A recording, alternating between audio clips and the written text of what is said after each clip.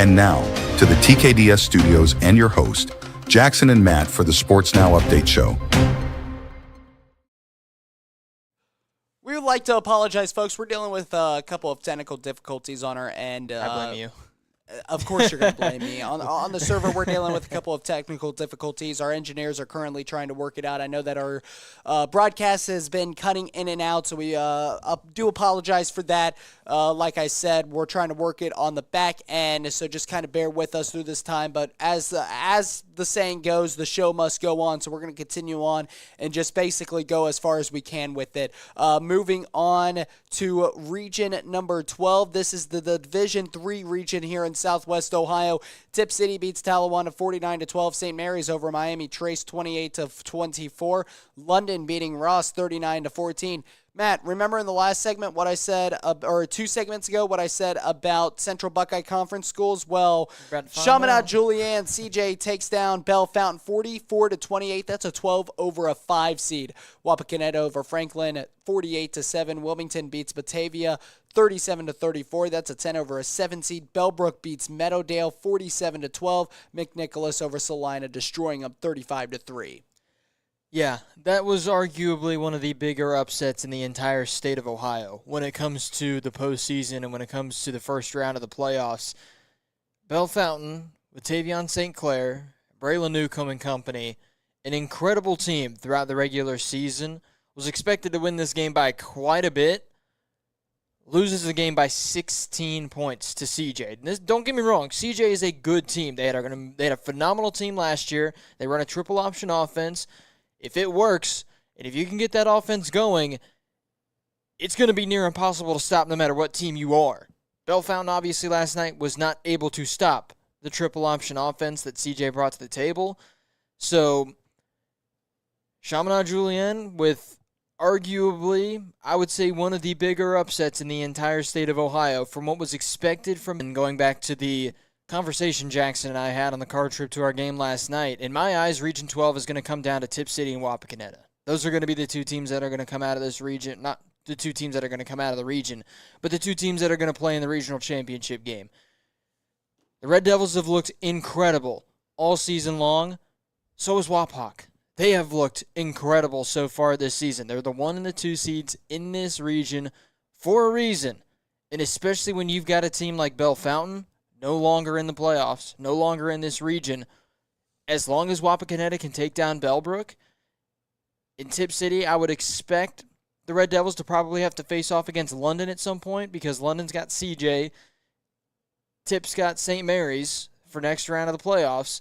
If Tip City and London win, if the Red Devils can take down the Red Raiders, in my eyes, it's going to come down to Tip City and Wapakoneta for the teams that are going to decide this region.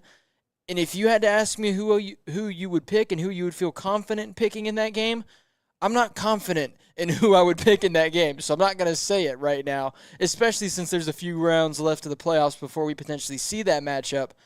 But in my eyes, Region 12 is going to come down to either the Red Devils or the Redskins of Wapakoneta. Matt, and before we move on to Division 2 and Region number 8, go through and run us down the list of games we're seeing round number 2 next week. Already mentioned the top half of the bracket. You got Tip City facing off against St. Mary's, London facing off against CJ, and then bottom half of the bracket, you've got Wapakoneta facing off against Wilmington after Wilmington upset Batavia, and then you've got Bellbrook facing off against McNicholas. Completely forgot about the Rockets in this region too. They're definitely a team that can make some noise as well. Absolutely. Folks, we're moving on to hour number 2 of this 2-hour show. 3 more regions still to talk about. And then, of course, our game picks at the very end of the show. That's all coming up next on Sports Now.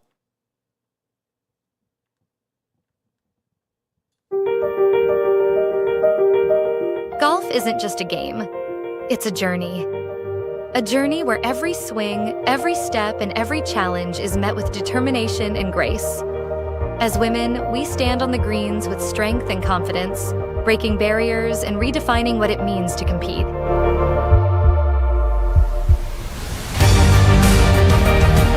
Together, we inspire, we lead, and we prove that the future of golf is as limitless as the horizon. This is our time, our course, and our story.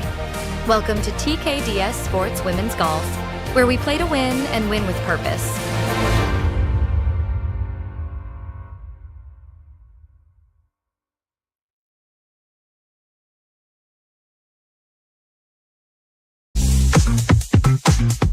Want to sell your products or list your real estate to millions of viewers?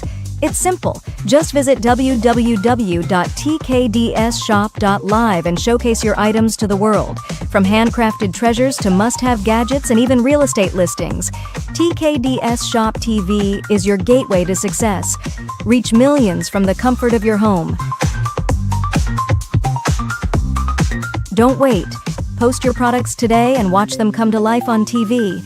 TKDS Shop TV, where your success is our mission.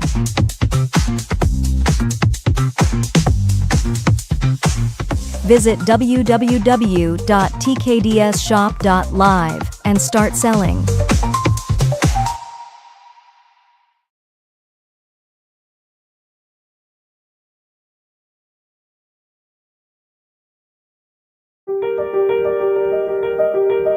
Golf isn't just a game, it's a journey. A journey where every swing, every step, and every challenge is met with determination and grace. As women, we stand on the greens with strength and confidence, breaking barriers and redefining what it means to compete.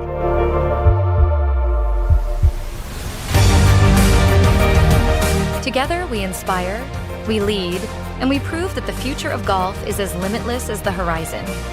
This is our time, our course, and our story. Welcome to TKDS Sports Women's Golf, where we play to win and win with purpose.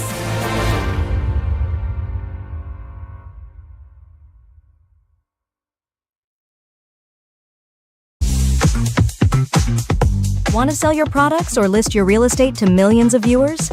It's simple. Just visit www.tkdsshop.live and showcase your items to the world. From handcrafted treasures to must-have gadgets and even real estate listings, TKDS Shop TV is your gateway to success. Reach millions from the comfort of your home. Don't wait. Post your products today and watch them come to life on TV. TKDS Shop TV, where your success is our mission.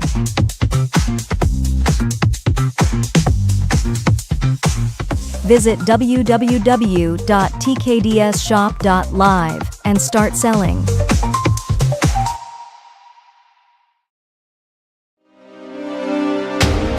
And now, to the TKDS studios and your host, Jackson and Matt for the Sports Now Update Show. Back here on the TKDS Sports Network Sports Now, Jackson Lightcap alongside Matthew Pennington, our Friday night recap show. Moving on, Division II, Region 8, the region here in Southwest Ohio. We talk about Anderson takes down Edgewood 78-7. Butler over Lima Senior 31-0. Baden able to edge Trotwood Madison 14-12. Mount Healthy with a big win over Aiken, 26-20. LaSalle beats Monroe 69-21. Withrow Kings blanks Withrow 10-0. Xenia with a win over Sydney 31-14. Harrison over Troy 43-7. No upsets at all in region number 8. And Matt, this region pretty straightforward. Of course, there's a lot of great teams in this region, but the clear-cut favorite of this region is the Raptors of Anderson. Yeah, when you win round one by as much as you did, over 70 points, 71 total points, the difference between you and Edgewood, how can you not look at that team and say, yeah, there's a very good shot that it doesn't matter what region they're in, there's a good shot that they've got of winning the whole thing, or winning the whole region, I should say. And arguably, with how good Anderson has played so far this season, there's arguments that even in a very stacked Division II throughout the entire state of Ohio that has Massillon, that has Archbishop Hoban, Anderson this year, compared to a team that played incredibly last year and fell short when it came to a potential state championship, the Raptors could be a team that it's going to depend on who they end up playing when it comes to state semifinals if they get to this point. It's where they got knocked out a season ago. But this Anderson team, it feels like it's a different team for the Raptors this year. Last year, it was insanely explosive offense. The defense had some gaps. The defense had its struggles. This year, it feels like an even better offense and a defense that's been playing lockdown football. A defense that has been playing incredibly strong all season long for this Anderson Raptors team. Yes, there's some other good teams in the conference or in this region. You've obviously got Kings in the conversation. You've got Harrison, Xenia, LaSalle. There's still a lot. Baden as well. There's still a lot of good teams still alive in this region. But Anderson is just, it just seems like offensively and defensively, because Edgewood's a good team coming out of the Southwestern Buckeye League. 78-7. It's the final score of that game. The Raptors, in my eyes, going back to the car ride conversation, the Raptors should win this region. If they don't, whoever wins the region legitimately has a good shot at making it to the state championship game. Yeah, I'm going to go opposite on what you're saying, Matt. The reason why I'm going to go opposite is because Anderson, I do agree with you on this. They do have a chance. They do have a great shot of winning the region, and I think that they're the favorites. They're my favorites, certainly, to win the region. I love what Anderson's been able to do. Matt, one of the things that you mentioned real quick, before I kind of further my point, one of the things you mentioned is that this is a great offense, and this is a very underrated defense. And the reason why this is so underrated, is such an underrated defense, because everybody wants to blow up on how great and how big this offense is. The offense is one of, if not the best offenses in the entire state of Ohio. The defense is right there with them as well. This defense is legit. This defense is tough. They play physical, but they're overshadowed because of that offense. Very underrated defense. Anderson has that working for them because they can hide their defense a little bit more on film. Now, when you take a look at this region, Anderson, clear-cut favorites. I think that they end up winning the region. But, Matt, you take a look at some of the other regions across the state of Ohio. Anderson, yes, they're a better team, but take a look at some of the other teams that they're going to be playing against. Avon is in Division II. Archbishop Hoban is in Division II. Wash Jesuit is in Division II. Big Walnut is Division II. Massillon, Washington is Division II. There's a very good possibility that Anderson would win the region, punch their ticket for the second straight year going to the state Final Four, but still come up shy on Canton just because on how great those teams are in Division II. I'm not sitting here saying that, Anderson's going to win the region, but there's no way they're making it to Canton. I'm not saying that whatsoever because Anderson is a team that can compete with any of those other teams that I just mentioned. Don't get it twisted. Don't take my words and twist it where I'm counting Anderson out. I'm not saying that whatsoever. I'm just saying it's not a cakewalk like a lot of people may think for the Anderson Raptors. That's a tough. Where whoever you meet in the state semifinal, if you come out of Region 8, is going to be a very, very tough game. Can Anderson hold their own? Absolutely. It's not a cakewalk, and that's the point that I'm trying to make is that in Division 1, you have your favorites for the Division 1 state title game in a few weeks. Division 3, you had the same. Division 4, you had the same. Division 5, you had the same. Division 2, you can have a possibility of about 8 to 10 different outcomes of the state championship game, and all of those possibilities are right, and you have valid arguments to make those rights because on how stacked Division 2 is in the entire state of Ohio. And yeah, this is one reason why I'm looking at Anderson's scoring numbers from a season ago, at least points allowed defensively compared to points allowed this year defensively. I'm just going to give a rundown of the amount of points that they let up last year, compare that to this year. Throughout the entirety of last year, going from Week 1 all the way to getting knocked out by Massillon, Washington, 15 points, 14, a 56-35 loss to Milford. They did end up blanking Walnut Hills, but Walnut Hills didn't win a game last year. 13 points, 20 points, 5 points, 7, 21. Then we get to the postseason, 7-3, 36, 28, 55-7 loss to Massillon. You take a look at this Anderson Raptors defense this year, so far up until this point, 6 points, 7 points, 0, 7, 0, 6, 13, 7, 17 points against Winton Woods, a 10-win Division I school. They won that game 31-17, and then in Week 10, when they pretty much already had the number 1 seed locked in, and I'm not saying that they were guaranteed to have this be the case throughout the entirety of the game, but I guarantee you Week 10, with it being Loveland, Anderson was resting some of their starters. I guarantee you they were doing it because it's a 3-win team on the season in Loveland, and Anderson allowed the most points they've allowed against anybody the entire season. 49-23 was the final score of that game. And then in the postseason against Edgewood, 7 points allowed. This Anderson defense, so much better than we saw a season ago. Yes, if they win the region, are they going to have easy competition? Absolutely not, because it's Division II football in the state of Ohio. But does Anderson have a better chance this year than they did last year to potentially make it to Canton? 1,000,000% they do. Because the offense as well is playing a little bit better than they were a season ago, too. I 100% agree with that. This is the best team that the Anderson Raptors have had since this show has started, and that it goes back to Griffin Scalf when he was there for Anderson, and they fell in the regional final a couple of years ago. Keep in mind that regional final team, although they didn't make it all the way to the state semifinal or the state tournament, I would go out and say that that team that they had that year, although they didn't make it as far, was probably the better football team than what they had a year ago. This is the best team Anderson has had in quite some time. This is a team that Anderson can win a state title with. Again, don't get what I'm saying twisted. I'm just saying that compared to every other division in the entire state of Ohio, looking throughout every other region, Division II is going to be the biggest dogfight. And Anderson in Region 8, that's the weaker of any of the other division or regions. Region 5, 6, 7, and 8. 8 is the weaker one. Not sitting there saying, but I mean, you take a look. I have it pulled up here. I mean, you have in Region 5, you have Wash Jesuit and Archbishop Hoban as 1 and 2.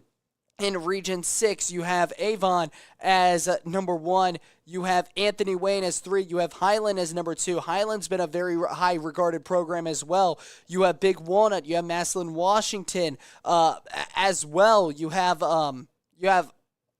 where's the I lost it for a second. Beg your pardon. We're just going to scroll past that. Lost what I was looking for a second. But nonetheless, that just goes to give you an idea of how many great teams are on these other regions. And the good news for Anderson is that those teams are going to beat up on another. It's not like they're coming out of a region where they're going to have to beat a Massillon, Washington in the regional final and then have to go play Hoban in the state semifinal. It's not going to be like that. Anderson should be, as long as they win and the games that they are favored and take care of what they're favored to in region number 8, they're only going to be able to they're going to be going to the state semifinals to be playing those tough teams. Can this be a team that brings home a state championship to Anderson and to the city of Cincinnati? Absolutely. But is it going to be tough? Absolutely. Division II is going to be the most competitive division when you get down to the state semifinal and the state final four. Matt, let's take a break. Region 4 coming up next, Division I football. Golf isn't just a game, it's a journey. A journey where every swing, every step, and every challenge is met with determination and grace. As women, we stand on the greens with strength and confidence, breaking barriers and redefining what it means to compete.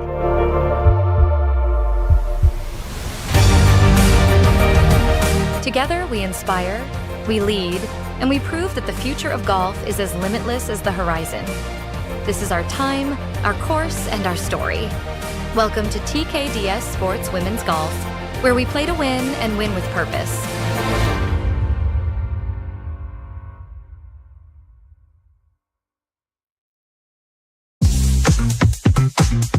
Want to sell your products or list your real estate to millions of viewers?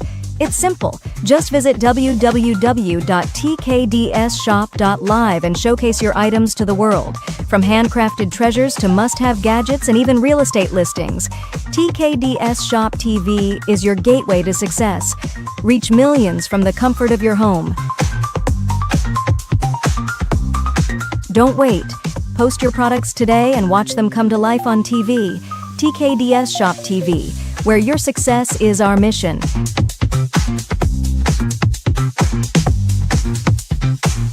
Visit www.tkdsshop.live and start selling.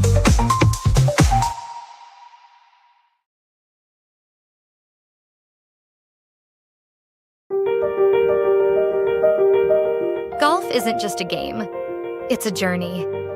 A journey where every swing, every step, and every challenge is met with determination and grace.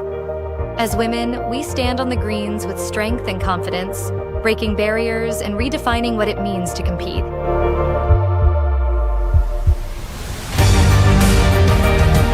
Together, we inspire, we lead, and we prove that the future of golf is as limitless as the horizon.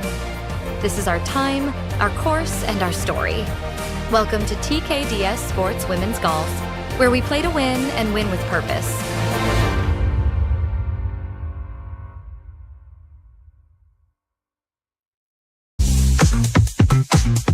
Want to sell your products or list your real estate to millions of viewers? It's simple. Just visit www.tkdsshop.live and showcase your items to the world. From handcrafted treasures to must-have gadgets and even real estate listings, TKDS Shop TV is your gateway to success. Reach millions from the comfort of your home.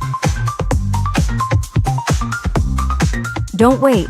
Post your products today and watch them come to life on TV. TKDS Shop TV, where your success is our mission.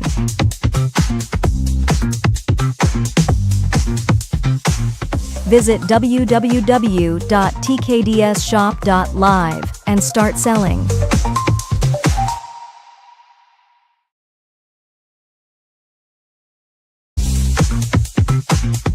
Want to sell your products or list your real estate to millions of viewers?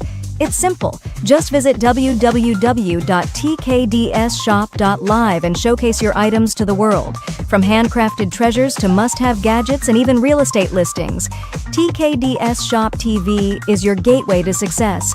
Reach millions from the comfort of your home. Don't wait. Post your products today and watch them come to life on TV. TKDS Shop TV, where your success is our mission.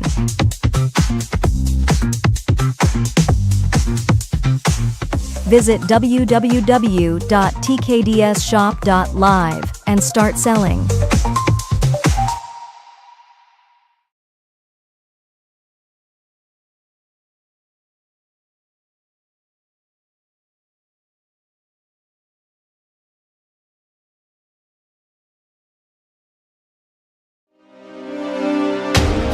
And now, to the TKDS studios and your host, Jackson and Matt, for the Sports Now Update Show. Well, we've hit the Division I scores that we want to talk about here in Southwest Ohio, although Division I a little bit different. The Division I is divided up into two separate regions. Region 4, your Cincinnati scores, or Cincinnati schools. In Region number 2, that's more your Dayton, Columbus, and some Toledo schools as well. So we're going to talk about Region 4 for the next 10 minutes or so. Then we'll take a break. We'll come back. We'll touch base on Region number 2. Division 1, Region number 4, we saw Moeller beat Sycamore 63-7. Lakota East over West Claremont 42-28. Princeton beats Fairfield 48-7. Hamilton beating Oak Hills 28-0. Lakota West blanks Walnut Hills 49-0. Elder big win over Mason, 28-3. Winton Woods blanks Little Miami, 35-0. St. Xavier shuts out Milford, 41-0. As we've talked about, this region's been the king of upsets. This region has been the king of favorites winning. This region has been the kings of shutouts. When you look at region number 4, Matt, of course, Moeller is the number 1 seed. They're the favorites in this region, but there's still a lot of great competition in this region. Of course, St. Xavier, we saw them go head-to-head with the Crusaders in the regular season, only ended up losing that game by 8. Elder's a very good football team, although they didn't fare well against Moeller when they played in the regular season. I'm still expecting the Panthers to possibly make some noise in this postseason, and if they do match up again, Elder could fare a little bit better, especially with how they've played against some of the top teams in the state throughout the regular season. Winton Woods, of course, I think that there's a lot of question marks surrounding that offense, no question marks surrounding that entire defense. You have Lakota West, who's been really good, Princeton, who's been really good. How about Hamilton? They've come out of the woodworks from nowhere after a very tough start to the season. They've now won 9 in a row. Hamilton, the big blue right there in the conversation as well. Lakota East, led by former Bengals quarterback John Kitna. What a turnaround that they've had, missing the playoffs, or a low seed last year in the playoffs, and then just turning around and getting a playoff win this season. Lakota East certainly back, playing as one of the top teams in the region as well. Matt, when you look at Region 4, although I would say when it comes down to tiers, here's Moeller all alone in tier number 1, but right there below him, you have every other school that's still remaining in Region 4. And if one of them is able to get to Moeller and take down the Crusaders, that opens up the region for ultimately anybody in Region number 4 to take and become the favorites and take Region number 4 when it's all said and done. So Region 4, a lot can happen, and it's going to be another exciting region to pay attention to over the coming weeks. And yeah, one matchup that is going to happen for round 2 that just proves that this region is going to be fun to keep an eye out for and just to watch after pretty much everybody got crushed in round 1 besides the 8 versus 9, which you'd expect to be a close game. 42-28 was the final score of that one. But outside of that, every single team got crushed that lost in this region. But take a guess who gets to play next week. Princeton versus Hamilton. That game should be incredible. During the regular season, Princeton, only conference loss on the year was to Hamilton. 34-0 on the road. The Vikings lost that game. Their other loss during the regular season was to Moeller, where they lost in the first game of the regular season, 38-21. But the only loss since that week 1 loss for Princeton was a 34-0 loss to the team that they've got to now face off against to potentially meet Moeller in the next round of the postseason. So we didn't see any upsets in the first round for Region 4, but let's just, all I know is seeing all the teams that are left, round 2 is going to be chaos. Matt, I did not expect when you were talking about hyping up this game, I'll be quite honest, I did not expect it to be Hamilton-Princeton, and the reason I say that is because, yes, that's going to be a great game, not taking anything away from that. There's Winton Woods, St. X. St. X, Winton Woods, there you go. You hit it right on. You hit it right there. Elder. There's number 2. Every single game in this region. I was going to say St. X and Winton Woods. You made it sound like Hamilton-Princeton. That's going to be the highlight game of this region. That's going to be a great game. Do not get me wrong. St. X and Winton Woods. If any high school football fan in the entire state of Ohio, if nobody has that game circled on their calendar to try to pay attention to it next Friday night, are you really a high school football fan? It was circled that 3, 4, 5, 6, 7, 8, 9 times. That game has potential of a game of the year. St. X, their high-powered offense, great defense. As we just mentioned, Winton Woods, their blemish is that offensive side of the football, but they have an incredible defense. They have one of the best defenses in the entire state of Ohio when it comes to high school football. Remember the saying, defense wins championship. This Winton Woods St. X game, circle that 1, 2, 3, 4, 5, 6, 7, 8, 9 times. I don't care how many times you have to circle it. That right there, Matt, game of the year. I'm calling it now. That is going to be a terrific game and the most exciting game across the state of Ohio next week. All I got to say is you talk about circling it 7, 8, 9, maybe even 10 times. Next Friday, you should just circle the date so much on your calendar that it just marks the entire box red or whatever You should circle it so much that you forget why you're circling it. You should circle it so much that you fill the entire box on your calendar for next Friday just completely red. You circle it that many times, it covers up every single inch in that box, because Region 4 next week, the worst game when it comes down, and it's not even that it's going to be a bad game, because Lakota East has done phenomenal things this season. But when it comes down to who do you expect to win, I'd say I've got a lot of confidence in Moeller taking down Lakota East. But Lakota East is still a very, very good team and should give Moeller a run for their money. Outside of that, Region 4 can go anywhere next week. Anything can happen in this region next week. So it is going to be fun to keep an eye out and to find out what 4 teams are going to be left in Region 4 after next Friday. Say next Winton Woods, I don't think you can get better game than that. And then, of course, you look at Elder Lakota West. You look at, as you mentioned, Hamilton and Princeton.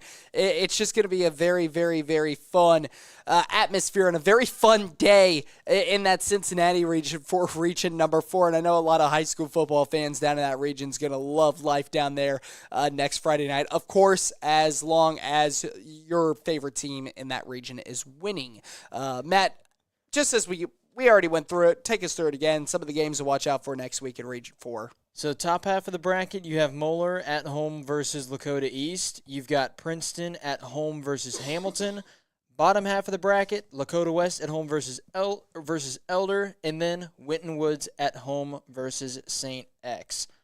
Every single game in Region 4 is going to be fun next week. Absolutely. Every single game. It's going to be a lot of fun next week. Matt, let's take a small break. When we return, we'll take a look at the other Division 1 region we need to talk about. That's Region 2. That's all coming up next here on Sports Now.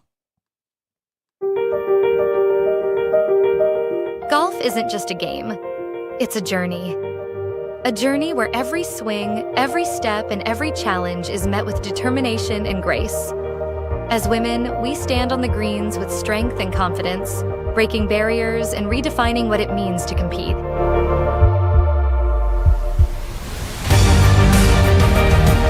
Together, we inspire, we lead, and we prove that the future of golf is as limitless as the horizon. This is our time, our course, and our story. Welcome to TKDS Sports Women's Golf, where we play to win and win with purpose.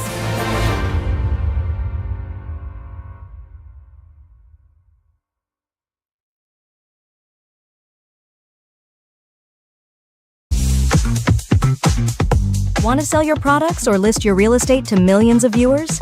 It's simple. Just visit www.tkdsshop.live and showcase your items to the world. From handcrafted treasures to must-have gadgets and even real estate listings, TKDS Shop TV is your gateway to success.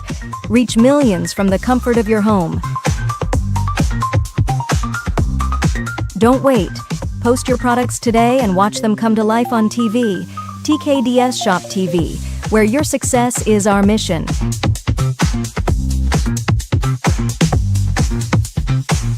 Visit www.tkdsshop.live and start selling.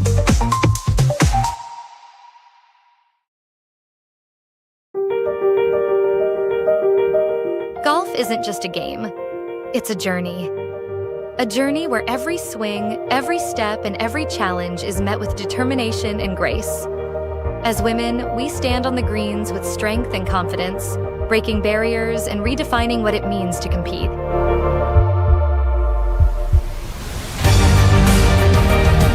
Together, we inspire, we lead, and we prove that the future of golf is as limitless as the horizon. This is our time, our course, and our story. Welcome to TKDS Sports Women's Golf, where we play to win and win with purpose.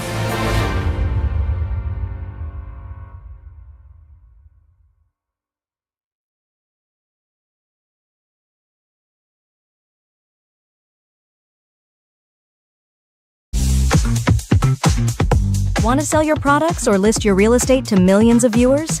It's simple. Just visit www.tkdsshop.live and showcase your items to the world. From handcrafted treasures to must-have gadgets and even real estate listings, TKDS Shop TV is your gateway to success. Reach millions from the comfort of your home. Don't wait. Post your products today and watch them come to life on TV. TKDS Shop TV, where your success is our mission.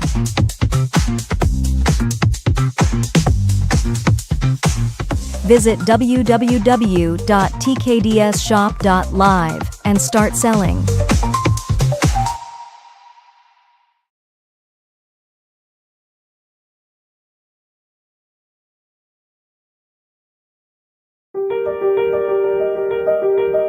Golf isn't just a game. It's a journey. A journey where every swing, every step, and every challenge is met with determination and grace.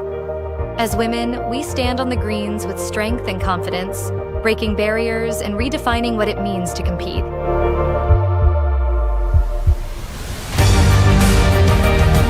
Together, we inspire, we lead, and we prove that the future of golf is as limitless as the horizon. This is our time, our course, and our story. Welcome to TKDS Sports Women's Golf, where we play to win and win with purpose.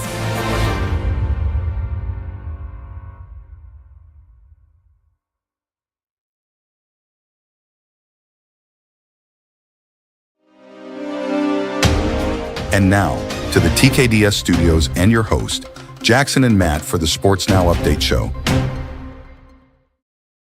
Our last and final region we need to be talking about here on this Friday night recap show as we welcome you back. Region number 2, Division 1. Let's go through the scores. Fairmont beats Central Crossing 42-7. Wayne over Middletown, a last-second touchdown puts them on top of the Middies. They punched their ticket to round number 2. Wayne beats Middletown 26-20. Hilliard Bradley over Springfield. We'll get back to this game here in a moment. This was actually the game that Matt and I were at. Hilliard Bradley wins it 34-30, a 13 seed over a 4 seed. Springfield, 5 consecutive trips to the regional final, 3 consecutive trips to the state championship. First round exits here in 2024. Hilliard Bradley wins at 34-30. Hilliard Davidson over Marysville 52-7. Centerville beats Beaver Creek 42-0. Springboro handles Dublin Jerome 59-13. Dublin Kaufman over Galloway Westland 14 over a 3 seed, 49-42. Lebanon beats Northmont 42-21. Matt, let's go back to that Springfield game. Hilliard Bradley at Springfield. We were at that game last night, Matt. Springfield jumped out to a 14-0 lead, and then miscues started to come for the Springfield Wildcats. We're going to kind of go through a game recap again. Matt and I were there calling it all. It'll be up on demand for the TKDS Sports Network here later on in the weekend. You can go back and check it out. I highly recommend it. It was a thriller through and through. Probably the game of the year so far, at least the game of the year that Matt and I have seen. You look at the first quarter, 14-0. Springfield jumps on top. They're heavy favorites in that game by about 4 scores. You think the game's over.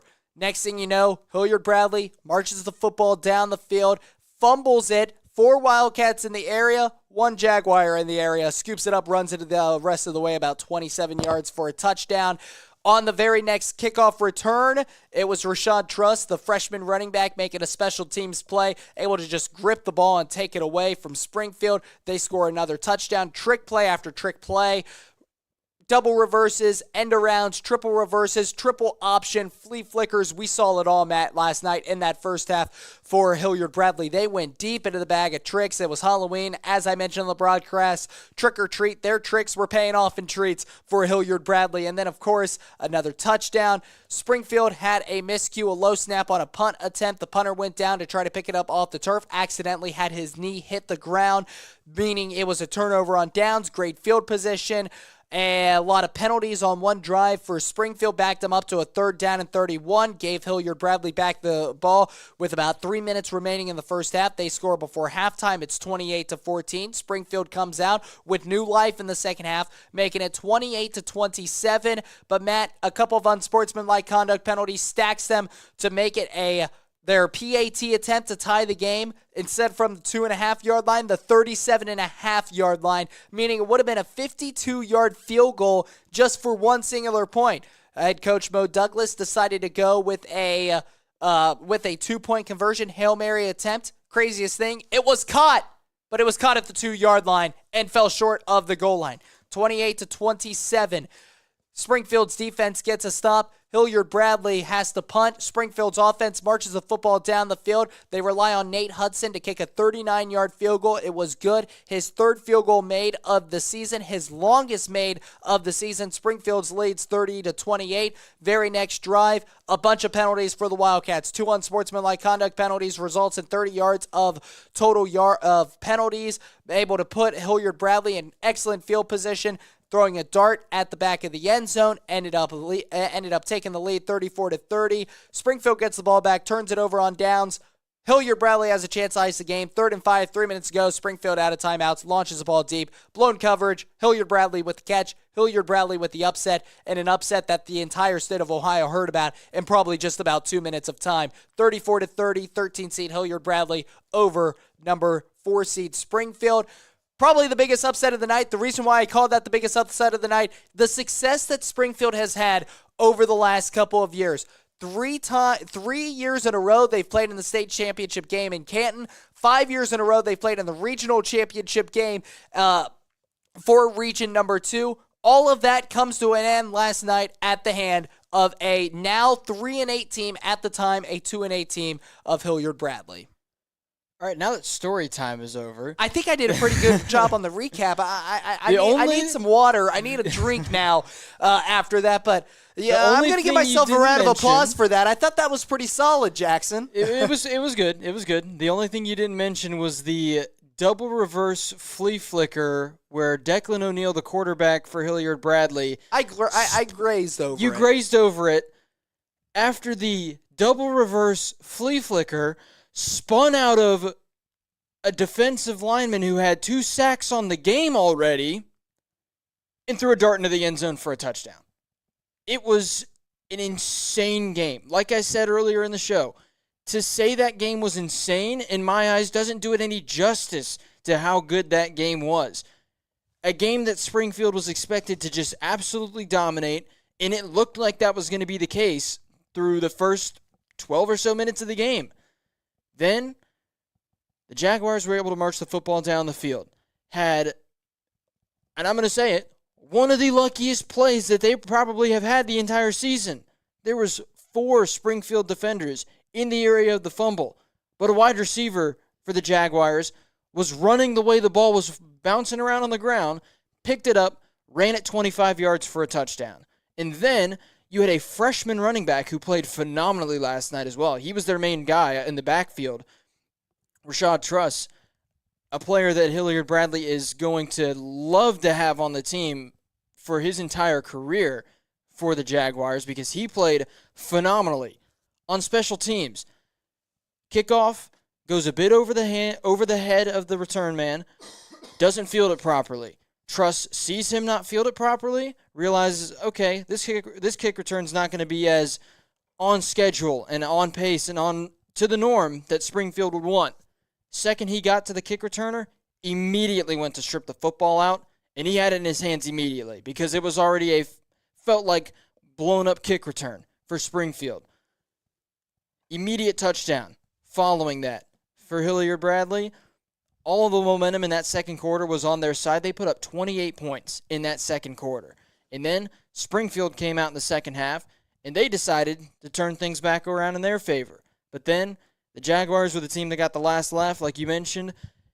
In that last third down, Springfield was set to stop the run. I said it on the broadcast. I said Springfield is setting up the defense to stop the run.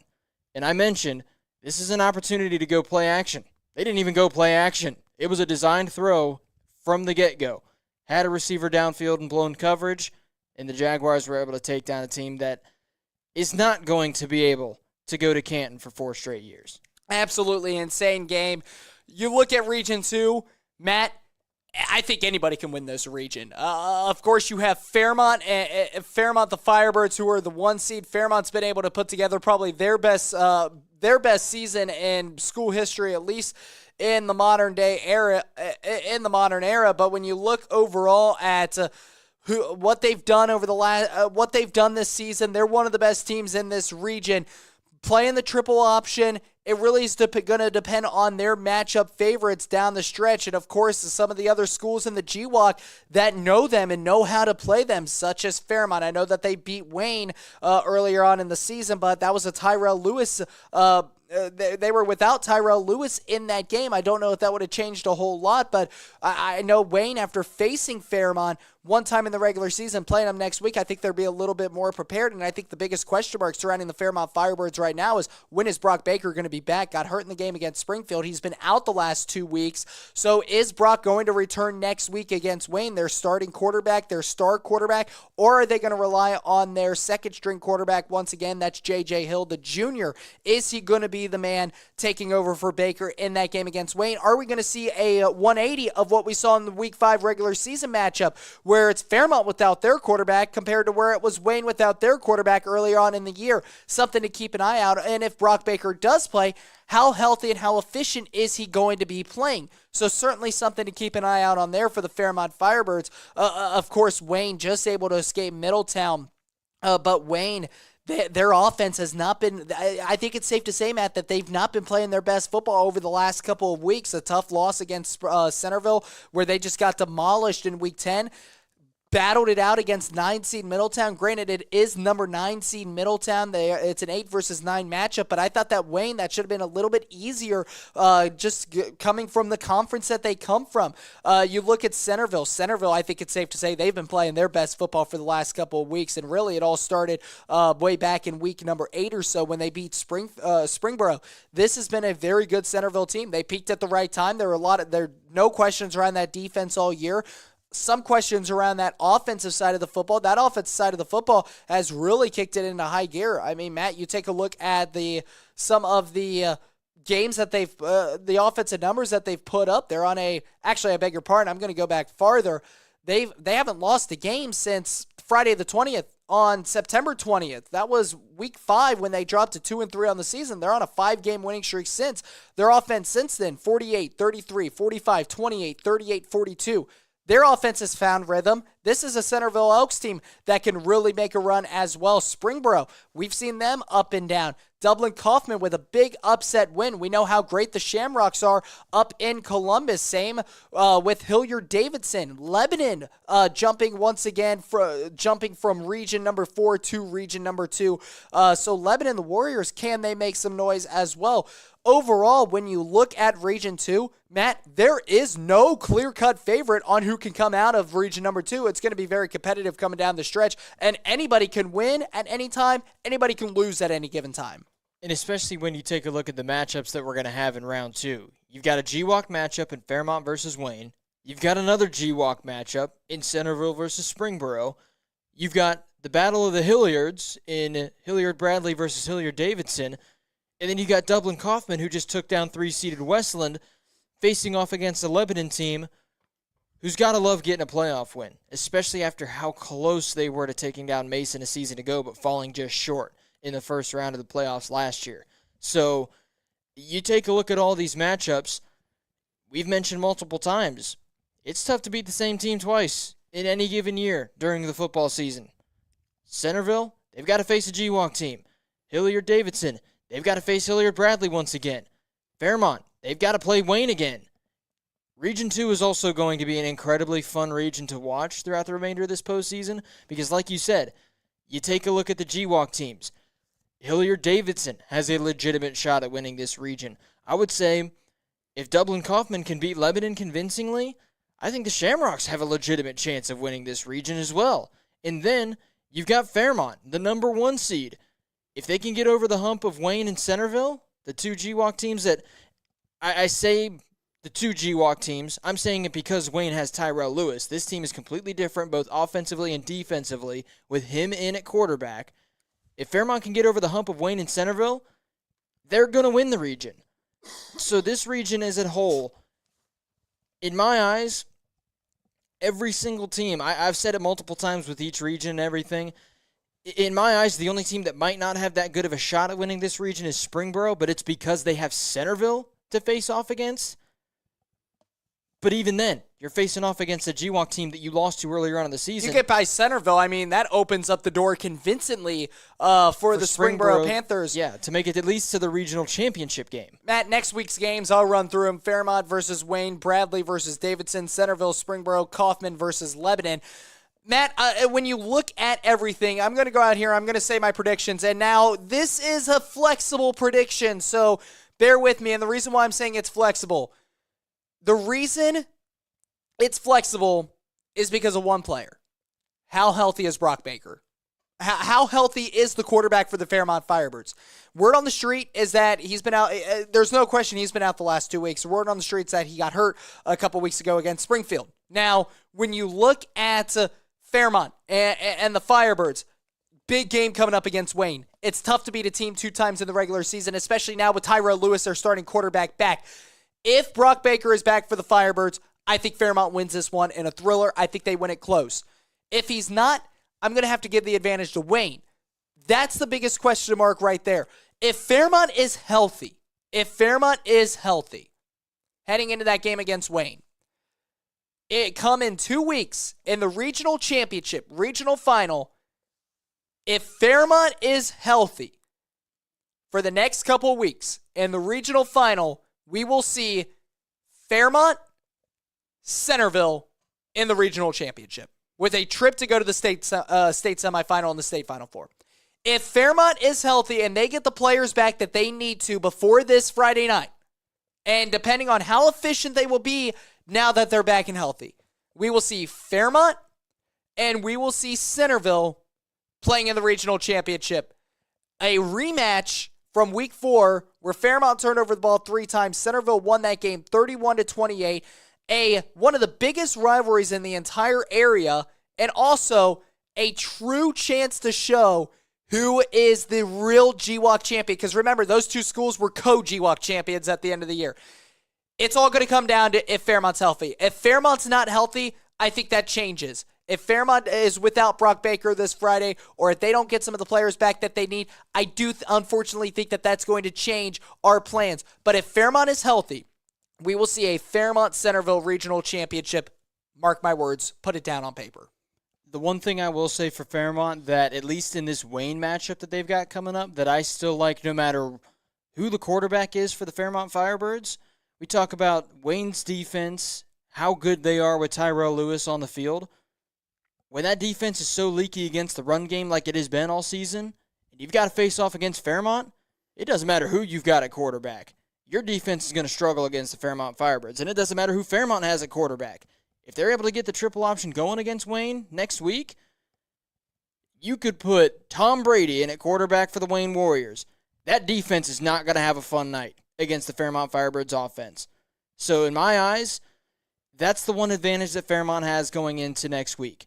If they have Baker or not, Hill has been able to man the offense and put up a pretty decent amount of points. I mean, to be fair, Baker didn't even really need to play Week 10 and last week because they had essentially the 15 and 16 seeds in this region that they had to play the past 2 weeks. Central Crossing being the 16 seed, Beaver Creek wasn't seeded yet. We didn't know where they were going to be seeded when it came to playoff time. I think they were the 13 seed going into that game, ended up dropping down to the 15 seed after the loss to Fairmont in Week 10. But Fairmont didn't even really need, even if Baker was able to play in Week 10 or in the first round of the playoffs, they didn't even need to use him. They had that big of an advantage and that good of a team. They didn't even need him. It's not that they're not going to need him down the stretch, because they're going to, because Baker is an insanely good runner as a quarterback, and he is insanely good at managing that offense. But it made sense that Fairmont, the argument is, we don't know if Brock Baker's going to be good to go or not. He's had plenty of time if it's not something that is going to be a prolonged and drawn-out injury. He's had plenty of time to recover and get himself good to go. It'll certainly be interesting because he's the true leader of that team. He's the true leader of the Fairmont football program as well. And you mentioned he's so good at managing that offense, running the football as well. One of the more underrated aspects of his game is he's got a cannon, and he can sling the football around really well as well.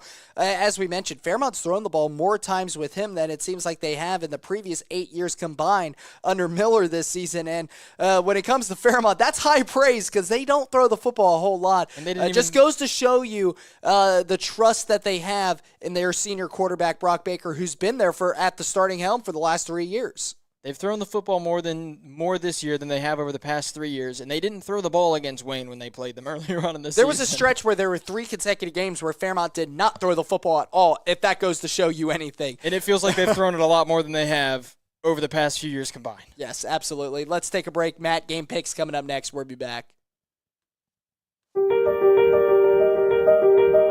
Golf isn't just a game, it's a journey.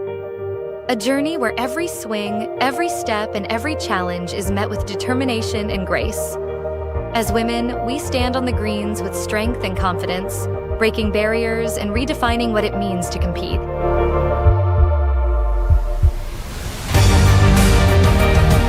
Together, we inspire, we lead, and we prove that the future of golf is as limitless as the horizon.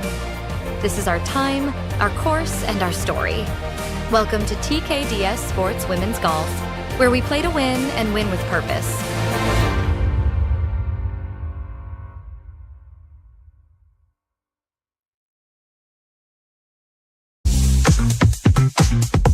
Want to sell your products or list your real estate to millions of viewers? It's simple. Just visit www.tkdsshop.live and showcase your items to the world. From handcrafted treasures to must-have gadgets and even real estate listings, TKDS Shop TV is your gateway to success. Reach millions from the comfort of your home. Don't wait. Post your products today and watch them come to life on TV. TKDS Shop TV, where your success is our mission.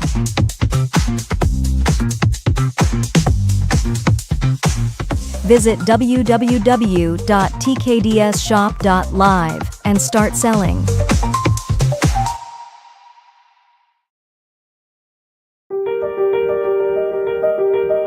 Golf isn't just a game, it's a journey.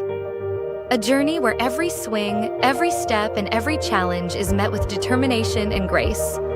As women, we stand on the greens with strength and confidence, breaking barriers and redefining what it means to compete.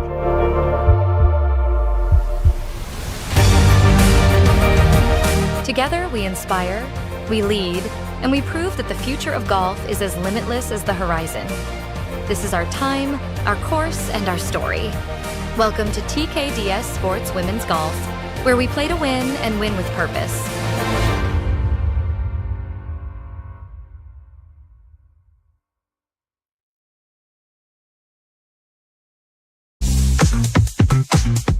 Want to sell your products or list your real estate to millions of viewers? It's simple. Just visit www.tkdsshop.live and showcase your items to the world. From handcrafted treasures to must-have gadgets and even real estate listings, TKDS Shop TV is your gateway to success. Reach millions from the comfort of your home. Don't wait. Post your products today and watch them come to life on TV. TKDS Shop TV, where your success is our mission.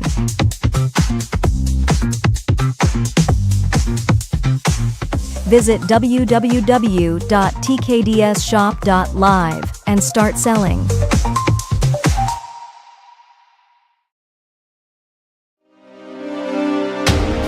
And now, to the TKDS studios and your host, Jackson and Matt for the Sports Now Update Show.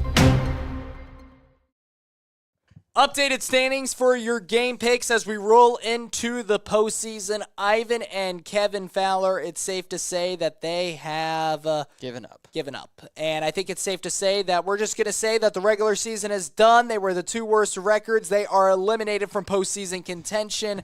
Ivan will finish with a 29-31 record. Kevin will finish with a 26-34 record. They are done. They are eliminated from any playoff contention. So now, then there were five. Matt Pennington, myself, Jonathan Snyder, Tim Capel, David Marshall, all still alive, fighting it out in the postseason. Matt, myself, Tim, David, all 6-0 weeks. The only one who didn't have a 6-0 week, womp womp, Jonathan Snyder, our other host on the show. He went 5-1, still a great week. Matt sits at first, 3 games ahead of second, 53-13. I'm in second, 50-16. Jonathan Snyder, Tim Capel tied for third of 46-20.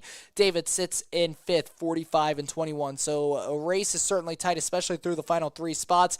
Matt, a lot of up-in-the-air picks for next week as well. We'll start off Wayne versus Fairmont. I'll go ahead and start it. I said it last time. If Brock Baker is healthy, if Fairmont's healthy, they win this football game. This could be a pick that I change right at game time, depending on the injury report that Fairmont will release. But as of now, I'm projecting those players to be back. I'm projecting Fairmont to win this one in a close one-score football game. I'm in the same boat as you. If Baker is good to go, I'm so confident in this Fairmont Firebirds team. If he's not, I'm still confident in Fairmont, but I'm definitely not as confident without him on the field. So I'm going to go with the Fairmont Firebirds. Again, game time decision as well as it's going to be a game time decision for Brock Baker. My pick in this game is a game time decision. Absolutely. Matt, moving on, Elder at Lakota West. Give me Lakota West in this one. Both teams have played incredible football so far this season, but one of these teams is going to have to exit the postseason. Lakota West has looked incredibly good so far this season. Elder has as well, but give me Lakota West. Matt, this game is going to be a lot closer than a lot of people may think. I am going to go Elder, or I beg your pardon, I'm going to go Lakota West. I'm looking at Elder's schedule right now. They've played a lot of great teams. They've played a lot of great teams close, but I will go ahead and say this. They haven't been able to pull out many wins, especially the second half of that season. Started off 4-1, finished 6-5, including that postseason win last night against Mason. I think that I'm going to go with Lakota West and the Firebirds. I'm 2 for 2 on Firebirds so far.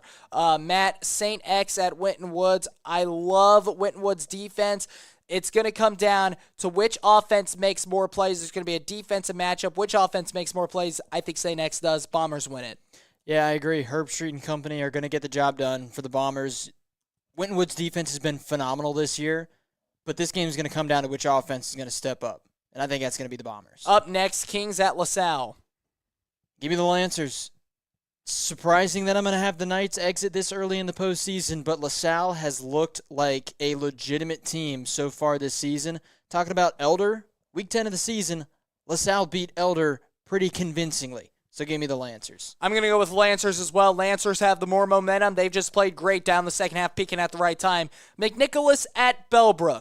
You got this one. I got this one. Oh, boy. Oh, boy. You know what, Matt?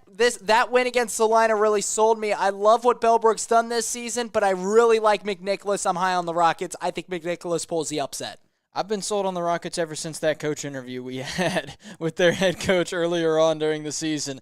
Yes, they did end up losing right afterwards in Week 10, but it was a close game against Baden. I'm still confident in this Rockets team. They have looked incredible so far this season, so give me McNicholas. Last but not least, Alter Wyoming. Give me Wyoming. They get revenge on their 17-0 loss in the postseason a year ago to the Alter Knights. Alters looked good, not as good as they did a season ago, and Wyoming looks better than they did a season ago as well. Couldn't have said it better myself. Give me the Cowboys in that one to beat the Alter Knights. Today's show is a copyrighted presentation of the TKDS Sports Network and its partners. No reproduction, retransmission, or other distribution of the descriptions or accounts of this show may take place without the express written consent of the TKDS Sports Network. Alongside Matthew Pennington, our engineers, Kevin and Ivan, I'm Jackson Lightcap. Thanks for dealing with us. Week 2 of the postseason.